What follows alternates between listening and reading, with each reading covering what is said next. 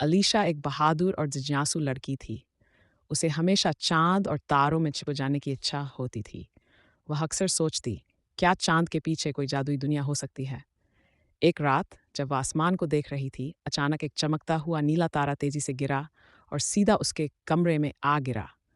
जैसे ही अलीशा ने उसे छुआ, एक सुनहरी रोशनी फैली और वह पलक झपकते ही किसी अजीब-सी दुनिया में पहुंच गई। यह चाँद की जादुई दुनिया थी। यहाँ हवा में तैरते हुए द्वीप थे, आसमान रंग-बिरंगे बादलों से भरा हुआ था और पेड़ चांदी की रोशनी में चमक रहे थे। अचानक एक सफ़ेद पंखों वाला नन्हा जिन्न उसके सामने आया। उसके हाथ में एक छोटा-सा सितारा था जो रोशनी फैला रहा था।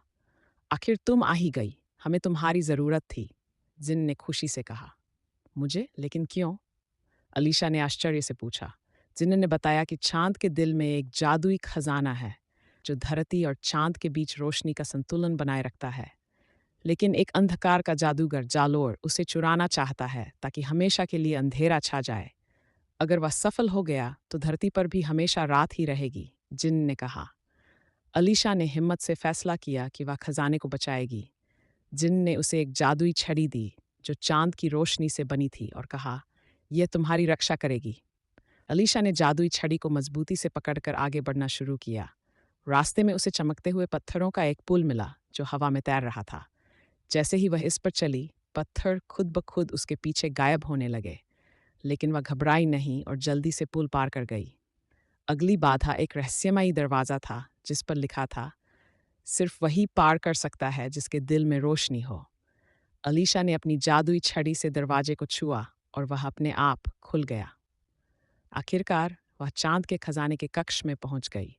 वहां एक बड़ी चमकती हुई गेंद रखी थी जो रोशनी फैला रही थी। लेकिन जैसे ही वह करीब पहुंची, एक भयानक साया उभरा। यह जालोर था। यह खजाना अब मेरा है, जालोर ने गूंजती हुई आवाज में कहा। अलीशा ने हिम्मत से अपनी जादुई छड़ी को उठाया और कहा, अंधकार पर हमेशा रोशनी की जीत होती है। अचानक छड़ी से एक सुनहरी रोशनी निकली और जालोर पर गिर पड़ी। वह जोर से चिल्लाया और धीरे धीरे धुएं में बदलकर गायब हो गया। खजाना सुरक्षित हो गया था। जिन्न और चांद की जादुई प्रजातियां खुशी से झूमने लगीं। तुमने चांद को बचा लिया, अलीशा, जिन्न ने खुशी से कहा। अलीशा ने मुस्कुराकर खजाने को देखा।